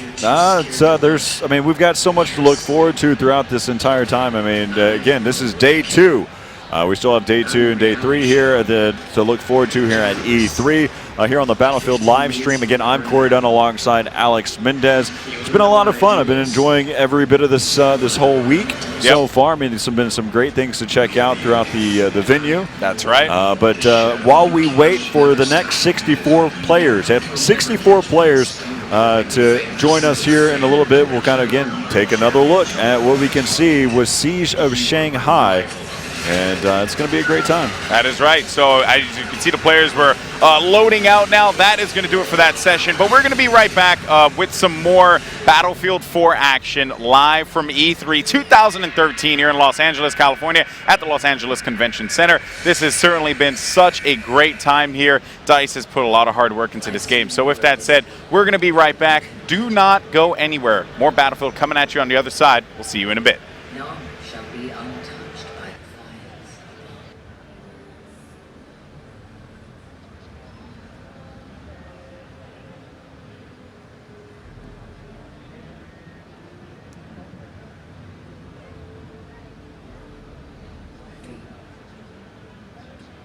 Lies in ash. Corey Dunn alongside Alex Mendez here in the EA booth. As you can see, we finally have all of our players that have just now joined us, and so we'll go ahead and hop into some gameplay here in just a moment, but this wouldn't be possible without Amazon.com making things happen here. Of course, you can pre-order your Battlefield 4 copy on Amazon.com. That is right, and of course, you gotta give that love to everyone that has just been so supportive of what's been going on here all weekend long. Let me bring this closer up here so you guys can hear my beautiful I can hear voice. you now. You can hear me now? Yeah. Be quiet, Corey. This guy. Anyway, this guy. No, but seriously though. 64 players have joined us. 64 and players. it looks like they're in game right now, so as soon as we're ready, we can go ahead and hop into the action as well, and we can continue to try to dissect the game. That's right. Speculate. That's and right. Figure out some things. So those that are kind of wondering, for instance, the small pack, the small health pack, and the medium size, the way that they're named is one is referred to as a health pack, Okay. And the other one is referred to as a health bag.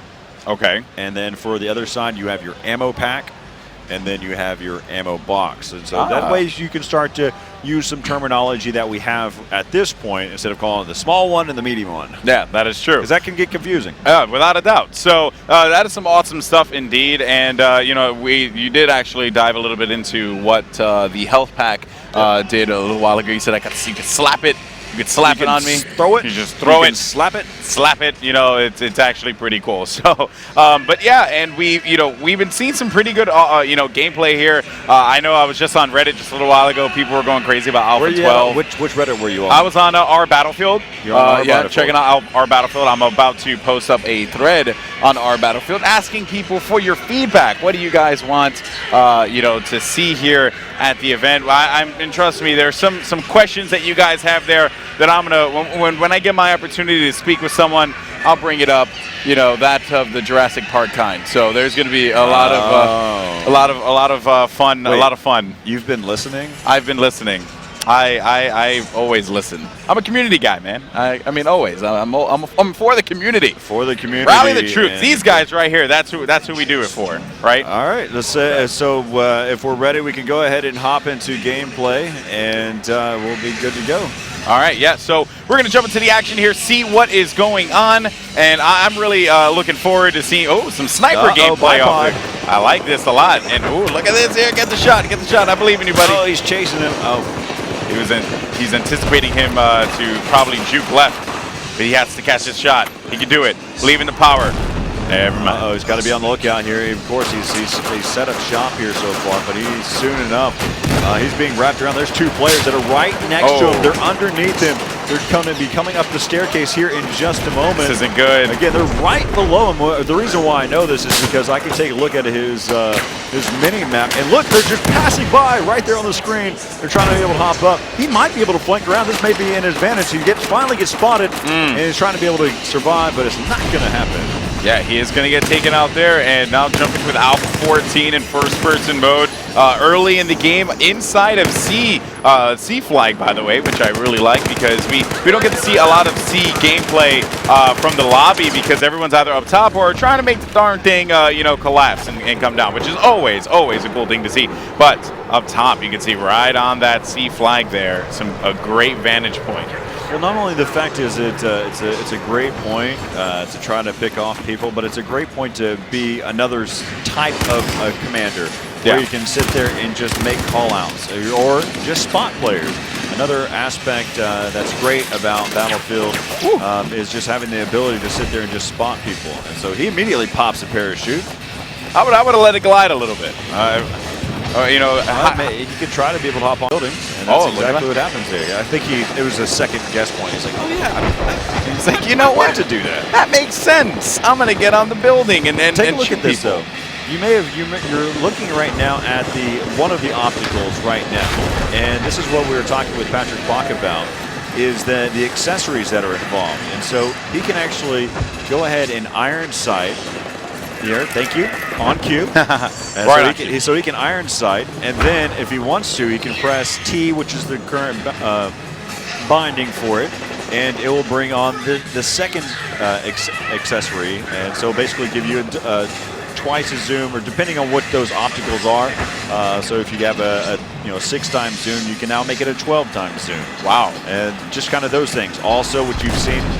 Probably the way that I would use it, since I'm more of an assault type class, I would actually, I'd have an optical like this. So right now he could actually zoom in. Oh, look at this. He's trying to play, what is that game called? He's trying to bust the glass out underneath him. And so you can see that he's trying to stay alive there. Oh, this is awesome. Just trying to be able to take some. And realizes, oh crap, parachute. And I'm back again. All right, I'm good to go. Oh, this is actually a little bit easier when I'm from this close quarters, and he's running out of ammo and he gets taken down. I loved what was happening, though, trying to shoot out the glass. The glass is bigger than you are. I'll shoot the glass instead. That makes sense. And, Alpha 18 as we jump over It's Alpha 18 on top of the C flag.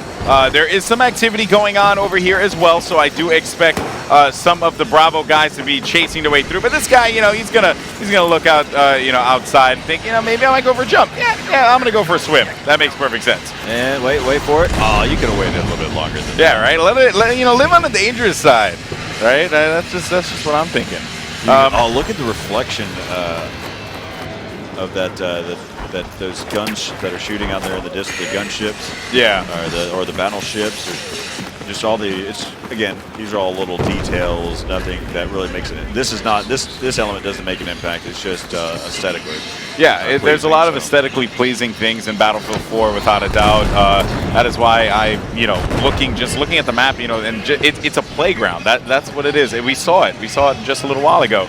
That the players were running. You know, the one guy jumped off of the building, parachute on top of a roof, decided to play possum with this guy, and you know, try and shoot the glass under his feet, like, you know, things like that. Like, those are really cool things. Like that only those only in Battlefield moments that you have, and you can tell your friends, yeah, man, it was this one time where I was actually like, you know, shooting this guy on the floor of a glass and he fell through. Like, that stuff is hilarious. All right, so we're still on board here with one of the members from the Alpha team. That's Alpha 18.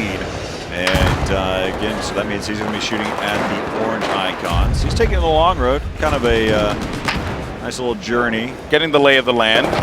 He's going to find some players in front of him, though, at the very least. Oh, yeah, there is. He wants to know whether or not he can try to take out a player with a repair tool. But he will not find out as he gets picked off here. And now we're looking at a recon player, right? Just going strict with the iron sight. I love that. Old school style, baby. You know, like red dots are for noobs, right? Is that what the cool kids say, Corey? I don't think so. Is that what the PC kids say? No. I don't think that's what. In case you guys are not aware, I am a PC guy. Corey, or excuse me, I'm a console guy. Corey's a PC guy. I can't believe I even said that. That sentence just sounded weird. Yeah, it sounded really weird. It did sound weird, right? I was like, that's awkward. No, but yeah, and that's why I think, you know, I enjoy the aspect of Battlefield with the controller, and we're seeing players use that today here with the Xbox One controller. 50 throughout the entire E3. It has been. It's been a great thing to see. It has been. So, and just, you know, to dive back into the action real quick, the game is relatively, well, it was relatively close until 120 points. Yeah.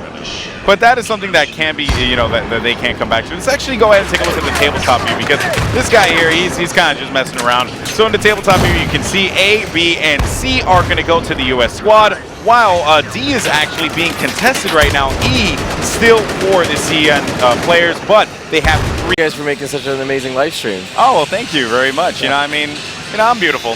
So that's the whole entire thing. People just tuning in because I'm gorgeous. And I know the whole team back in Stockholm are super excited. That's right. I for heard the reception. Yeah, everyone's been loving Battlefield here at E3. You know, I know Stockholm. If Stockholm's happy, I'm happy. So it certainly is really awesome. So Daniel, for those of our viewers who may just be joining in, what do you do for EA and DICE? So I'm a producer on multiplayer aspects of Battlefield 4, and to be more precise, I've been creating the spectator mode together with my awesome team. Okay. Amazing people. They inspire me every day. Very nice. It's a joy to go to work with these guys. That's really cool. And as a commentator, I'm a crazy person when it comes to spectator modes. I yell at the top of a mountain every time. You know, whenever I don't see spectator mode being implemented into a game. I'm glad you guys are finally doing that. If you don't mind me asking, why? Why now? Why decide to dive into this one? I just feel like the time is right. You know, the time is right. Battlefield 3 became huge, and we saw there was a huge potential in the YouTube scene. Twitch has matured. Online streaming has matured. Everything has matured around cloud-based stuff now. So we feel like putting out a spectator mode, this is the perfect game to do it for.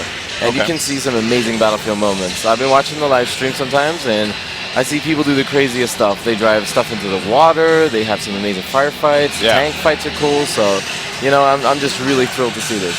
Yeah, I mean, and we're actually going to see the spectator mode as we dive into the game in just a second here. And I'm really looking forward to seeing more players enjoying Battlefield 4. So talking more about the spectator mode, we know that, you know, the way that you guys laid it out, this isn't the final version, if I'm correct. You're still tweaking it and tuning it, right? Yeah, I mean it's a part of the game, so you know everything can always be better. Everything can always be made more awesome for launch. More awesome. That's the word I like to hear. Yeah, I mean it's like at DICE we're our own biggest competitors.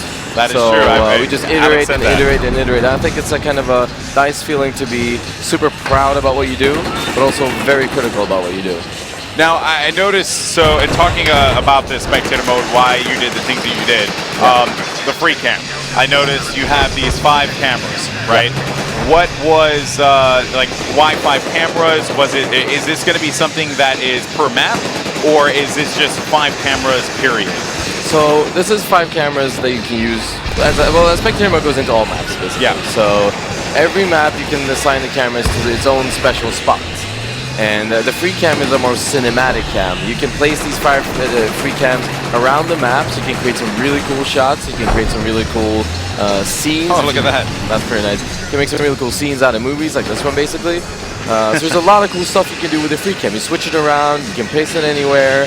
And if we dive into the other modes, such as third person is over the back, where you have a player card. The player card tells you what kind of, switching around. Player card, you can see what kind of kill-death ratio, you can see the attachments, you can see, so this guy's on the standard barrel, he has no accessory. Yeah. You can see the ammo count, the grenade count, health count, so that's basically the player HUD plus information. Now, one thing that I am curious about, to ask is, would there be, a plan maybe to put the player card in the first-person perspective as well as the third, so that flow of information is always there, or is that something where it's like you want people to take advantage of the different camera perspectives, and that is why you put certain things in certain areas? Yeah. So speaking on that, yesterday when we showed Spectre for the first time with your awesome live stream, we got a lot of feedback to work on now. A lot of feedback, and the team sent me super many emails on my phone when I checked. We should do this, we should do that. People are thinking this about it. So I mean, there's always room for feedback. There's always room for improvement. Okay, so and that I think is a cool thing, right? Because people are looking at this, and you guys have to see the giant text at the top left of the screen there that says pre-alpha, which means this isn't the final build. This isn't what we're going to see, in spectator mode, especially spectator modes. This is something very new to Battlefield. Now, do you guys have a name for it, or are you just calling it spectator mode? Because I saw a couple people on Reddit calling it battle cam. I mean, I would call it a spectator mode. People can call it whatever they like. They want to call it whatever they want. Yeah, and it's as you said, it says pre-alpha. That's not your or my name. It is pre-alpha. So there's still a lot of stuff to do.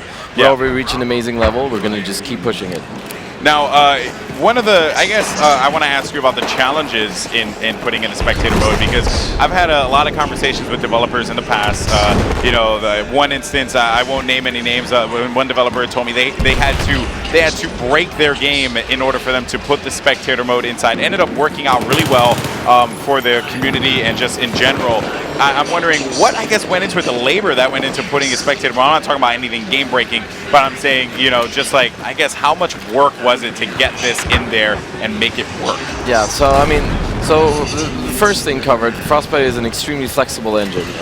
Really? Okay. Yeah, as we've seen so far. I mean, it's very nice to work with, and we're super proud of it. So going to the design stuff, when we started designing spectator mode, we thought, okay, we want all these things. We want these different cameras, and because we want the cinematic audience, the YouTube audience, we want the esports audience to see this, we want everyone to be able to use this.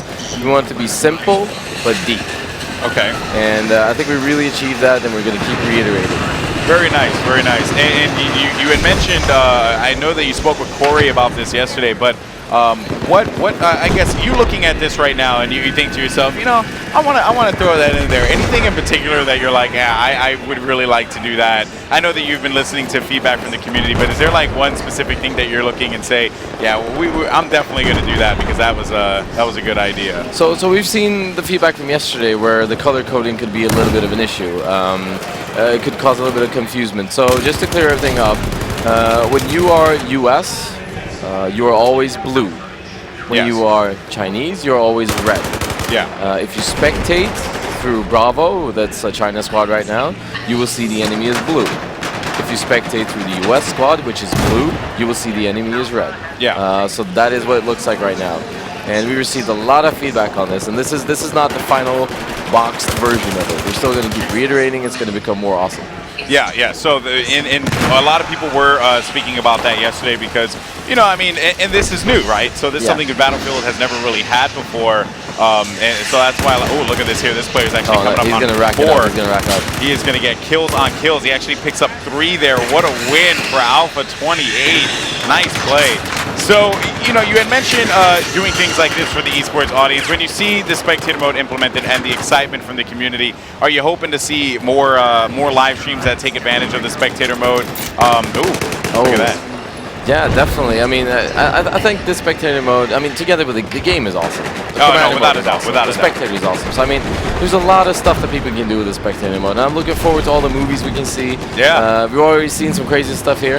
Yeah. And, you know, it's just the whole experience, the whole package we brought to E3 this year is just, for me, it's mind-blowing. I'm so happy to see this. Yeah, I am too. I mean, like I said before, I'm a sucker for spectator modes in games.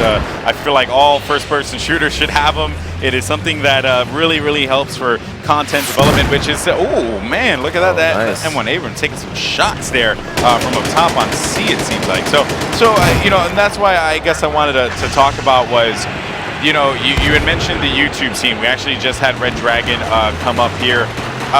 You guys in Stockholm, are you guys watching the videos that these guys are producing? Yeah, all the time. I'm good friends with Red Dragons, Level Cap, and these people, and they're awesome people. They do amazing videos. I mean, this is gonna be so good for them to make videos on. So yeah, I'm a big fan of them too. So that's the plan.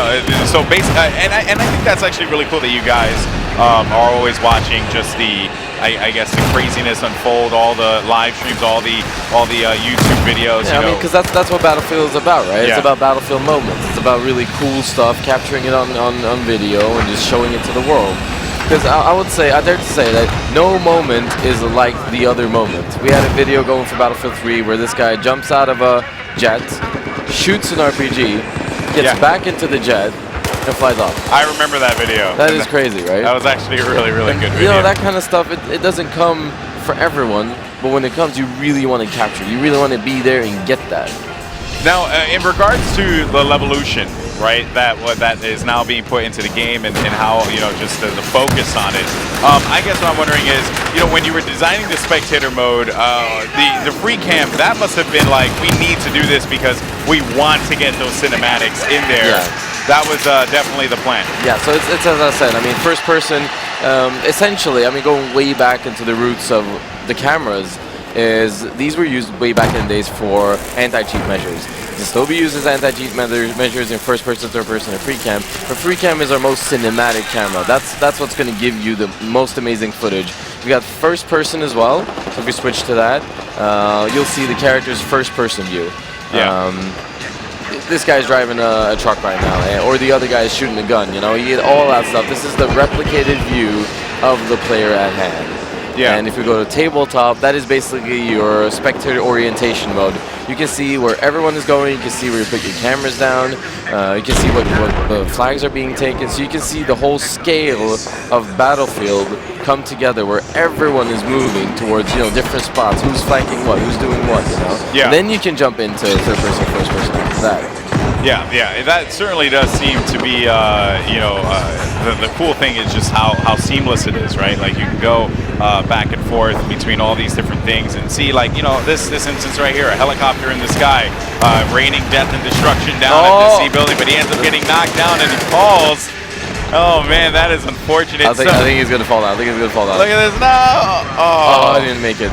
He is done. What if he would have gained control and landed, went back up and blew the hell out of that skyscraper? That would have been awesome. That would have been really cool. That actually would have been cool. So now the tabletop, right? If we can jump over to that real quick, that's like one of my favorite things in this entire spectator I love mode. this view. I do too, because I'm a big fan of just like tactics and all that stuff.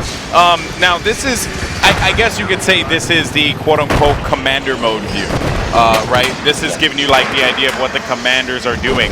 As you guys go on and plan on building these things, commander mode, is that something that you think is necessary, you know, from your personal opinion, to put into it, or would you rather just say, you know what, the tabletop view gives you the perfect perspective of what what to expect, what's coming to Tomahawks, UAVs. That commander mode really isn't that necessary. So for now, you can basically see whatever the commander is doing. I mean, you see UAVs, you see the gunships, you see the Tomahawks, you see all that stuff. Oh, look at this. Oh, this is going to be good. It's going to be good. Oh! Got a couple hits on that helicopter as well. He really needs to take that thing down as quickly as he possibly can. But that helicopter is so elusive. Oh, wow. Oh, no! Oh, he's pounding that right now. He is going to be pummeling them down. You can see one guy jumps out. He's like, I'm out of here. I was like, yeah, bye, guys. I'll have TV you some other time. That was awesome. So, yeah, I mean, feedback is always appreciated. Come with any feedback you have, and we will take a look at it, as we always do, and we'll evaluate it and see where we head from there. Yeah, look at that there. So you can actually see that the commander. It's beautiful. I love the screens around it. Michael over there is standing next to a visitor playing commander. Round is over. Yeah, wow. I mean, that itself, though, the setup is actually kind of ridiculous. It is really cool. I like this setup right here. And what a job that they've been doing with the booth. Yeah, they really amazing booth. Yeah, it's like, I mean, when you look at it, right, you have all these screens of different perspectives, so you can get an idea, the lay of the land. I mean, really, I think every person should have that set up in their definitely. home. So for me personally, I mean, I think this live stream is amazing. I think EA have done an amazing job supporting this booth, and, getting everyone up to speed on what to do and getting them up to speed to see what's going on here. This is the center of everything. When you walk in through those doors, you come in right here. Yeah, we are right at the entrance of E3, folks. Like, literally, you walk through the door, the first thing you see is a giant Battlefield 4 sign. The first thing you see is this chaos here. All these people, 64 people, 64 computers, as well as 2 commanders on opposite sides. It has been a huge, huge attraction. And as you can see, it is hands-on. It is not just on the screen watching and then go out. It is hands-on. You can try the game for yourself. Yeah. Look at his setup. It's beautiful. Beautiful. This is a wet dream. All right, well, Daniel, thank you so much for your time, very man. much. I really appreciate it. I'm pretty sure the community was very happy with everything that you said. Obviously, spectator mode will get a lot of enhancements, as well as just checkups down the line, because it's pre-alpha and there's so much more to do, right? Yep. So please send all the feedback you have. We will definitely take a look at it and decide if we want to roll with it. There you go. All right, guys. Well, you guys do not go anywhere. More Battlefield is going to be coming at you live from E3 2013. I will be joined by Corey Dunn in a little bit. My name is Alex Mendez, so don't go anywhere. More awesome action that you can only get in Battlefield 4 coming at you on the other side after this.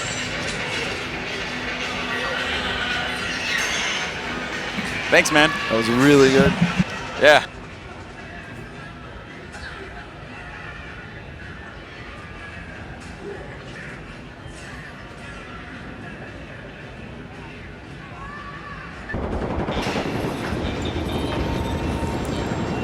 All right, so hello and welcome back to the Battlefield 4 live stream. Whether you're watching us on Twitch, Amazon.com, or even Battlefield.com, thanks for tuning in here. Of course, I'm Corey Dunn alongside Alex Mendez, but we've had the chance in day one to look at a lot of great Battlefield 4 coverage so far, having the chance to be able to talk to some really great people within DICE, but also we wanted to get the chance to be able to get their perspective of some of the players that have had the chance to go through the venue. I mean, to have the chance to actually play the game. One of these 64 players that are behind us. And so let's go ahead and take a look at what their responses were. Lisa had the chance to be able to catch up with all of them.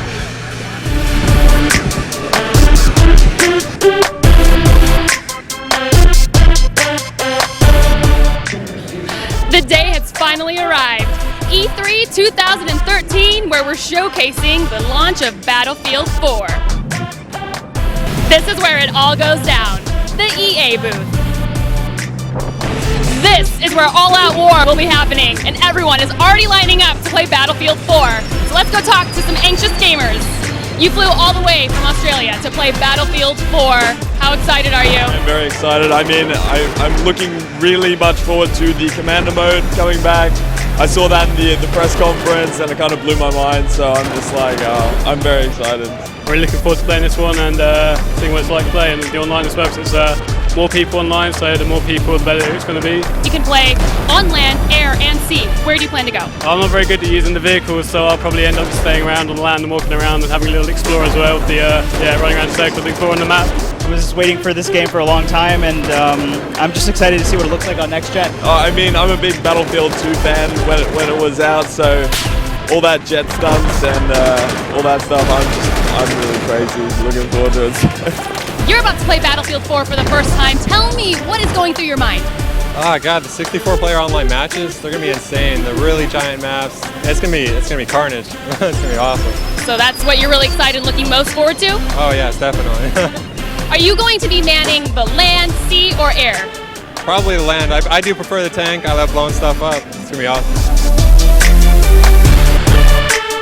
So I'm here with Luke, who just got done playing Battlefield 4. What are your thoughts? I thought it was a really good game. I mean, the fact that they brought back the commander feature was really cool. We haven't seen that since, I believe, Battlefield 2. They took that away in 3. And so it was a really fun game, like ton of stuff going on everywhere. I mean, bunch of different tactical options. It's a really cool game. What were your tactical options? I decided to do the recon and the ammo class, and I thought they were both really interesting. I kind of like the recon class, play a little slower but a little more precise, and so it was really fun though. I mean, the map definitely allows like the players to meet more often than not, and it has a good flow to it. That's nice because there's 64 people on the map. Exactly. It doesn't feel like super crowded. There's enough space. In the recon, we had the point up at the top of the tower, so I parachuted off and found a building top, and then was able to take a couple of people out from up there. Parachuting off a building. How was that? It's pretty awesome. I mean, that's definitely been a great feature of all their games, is being able to take a vehicle or just jump off something and parachute. That sounds great. I want to go play. I want to play it right now. I mean, you might as well jump in line. Great. Well, Luke, thank you so much for talking to me. Have a wonderful rest of your E3.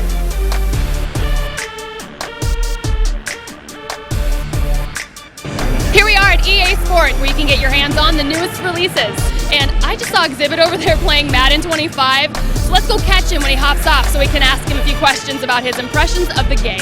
Exhibit, so you just got done playing Madden 25th anniversary. Yes. Yes, you were super excited. What team were you playing with? I was playing with the Patriots. And is that your favorite team that you always go with? Well, until Los Angeles gets one, I guess, yeah, for now. The advanced play on this is going to be crazy, but I can't wait to get it in my own system and check it out at home. Now, I'm just imagining this at your place on this massive screen. Yeah. How many inches are we looking at? Well, I mean, actually, I got a 60-inch in the living room, but we have a video game room that is just all the consoles, all of my stuff is there, but I got 2 sets of everything because I got an 18-year-old, so my stuff I take care of differently than he takes care of his stuff. So we got to get 2 of everything. He likes to leave his games out of the packages and get them scratched, and I don't do that. My games are all in their right boxes. All my stuff is organized, fresh batteries and everything. It's totally different. I want to go and play at your house. It's good, it's good. Well, thank you so much for taking the time to talk to me. Enjoy the rest of your E3. Thank you, I will. Peace.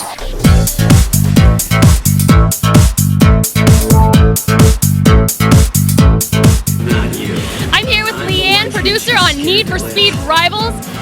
Hello. Hi. Hi. Can you tell us what the difference is between this one and Most Wanted? So this is Need for Speed Rivals. It's all about the rivalry between the cops and the racers. So that's the biggest difference. Most Wanted didn't have that separation. So in Rivals, you can play the game as a cop or as a racer, depending on what you prefer. The progressions and the whole concept of the game between those two is different. So, and you can change at any time. So if you're playing as a racer and then you decide you want to play as a cop, you can change. And then our big innovation is all drive. So in Need for Speed Rivals, all drive is destroying the lines between single player and multiplayer. So it's all one world. So I could be in my world doing a single player race, and you could come in and just join me seamlessly, and we can just carry on doing the same race, or I can carry on doing that race and you can go off and do another race, but you're in my world with me. How does that happen? How does that work? All right, guys, what is going on? Welcome back to the Battlefield 4 show here at E3 2013. Let's hop right into the action, not waste any moment. I am Golden Boy of TW, Alex Mendez, joined by Mr. Corey Dunn. Hey, how's it going? See, I can do your voice, man. You're good. You're so good. You're so saying I could step away right now, and you could be a 2-person show, right? Yeah, I more than likely can, but obviously there is something. See, I can do it. I love how the fact that you slow things down. Well, when you're from Texas. I'm kidding. Every viewer out there realized exactly what he just said. No, I did not. That's blasphemy. I did not say anything. Well, Corey, how you doing, my friend? I haven't seen you in a while. I miss you. Oh, how was the discussion about the spectator there with Daniel?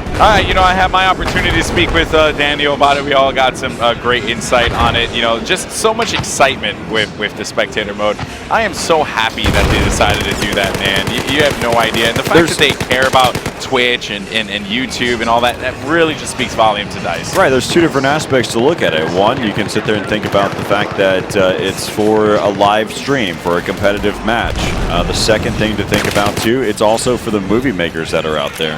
That is true. That is true. So all of those really just elegant free cam looks, it's just take advantage of it. Yeah, he spoke of this awesome scene, this awesome video that I had. So I forgot who made it, but if anyone out there in the chat could link me on Twitter to it, you know, I really do want to see it again. Basically, this guy, he was piloting a aircraft.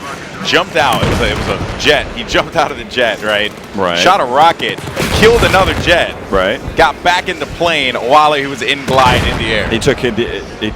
So there's another one that's also out there as well. He jumps out of the jet, headshots the guy with a sniper rifle, and jacks that jet. Yeah. That's just so, like, those are the things that, again, you only get in Battlefield. And that is, you know what, it can be a tagline all you want, but it is so freaking true. There aren't many games that can do that out there, and Battlefield certainly stands chief among them. So let's talk about the action at hand here. We currently have the CN squad dominating 602, about to go below the 600 threshold here, to 467 against the U.S. And look at this Alpha player actually. There's a player right there too. Is He did get taken out though. So at the very least, he doesn't have to worry about that. But yeah, very, I guess, intense game that we have going on. Let's take a look at the tabletop and see what is going on. There is a helicopter there that is trying to create some problems for the A territory, and they do have control of A and B. So that is the U.S. spawn there.